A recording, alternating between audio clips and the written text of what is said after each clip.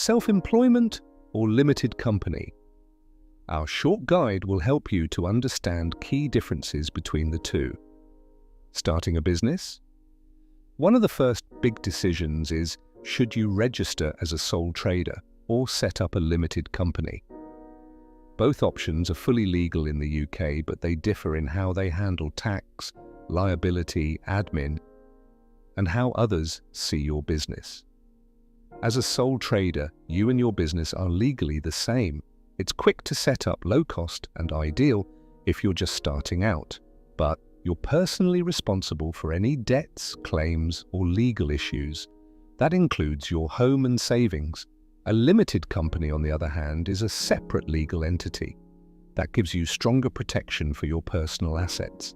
However, there's more admin, including company accounts, tax returns, and filings with HMRC and Companies House.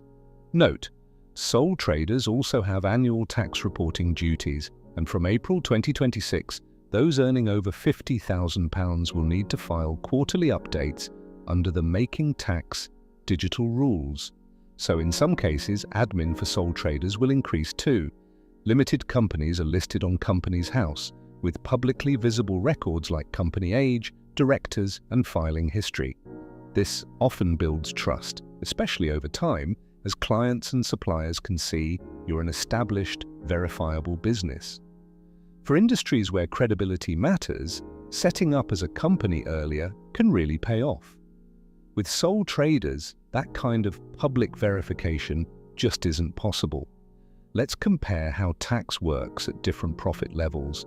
At £30,000 profit, sole trader will pay approximately £4,530 in tax, while taking profits from limited company will cost approximately £5,340 in taxes.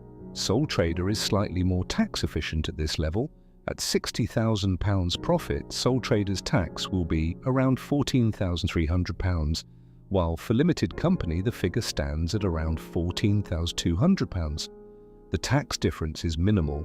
At £120,000 profit, the tax for sole trader comes to roughly £32,500, while for limited company it will be roughly £34,800. Sole trader slightly edges ahead, but that's not the full story. While the tax difference isn't huge, limited companies offer greater control over how and when you take income. Sole traders are taxed on the full year's profit, even if they leave money in the business. With a company, you can leave profits inside the business and withdraw them over time through salary and dividends, which can help you avoid higher tax bands. For example, if your business earns an unexpected £100,000 in 1 year, as a sole trader, you'd be taxed on the entire amount. In a limited company, you could spread withdrawals over several years, potentially saving thousands in personal tax. Planning to hire employees or take on bigger contracts? A limited company offers more legal protection, which becomes even more important as your exposure increases. There's more paperwork with a company beside the dorsal. But these are business expenses, and we handle the process for you. If you're testing a small idea or starting part-time, sole trader is often the simplest route. But if your business involves risk, requires credibility, or if you want more control over your tax and income, starting with a limited company could be the smarter move from day one. Either way, we'll guide you step by step. And if you start as a sole trader, we can help you switch later on. Want tailored advice? Let's review your numbers together and map out the best path for your business. Safi Advisory Services. Email us your questions or call us on the number shown, and we will be happy to help you.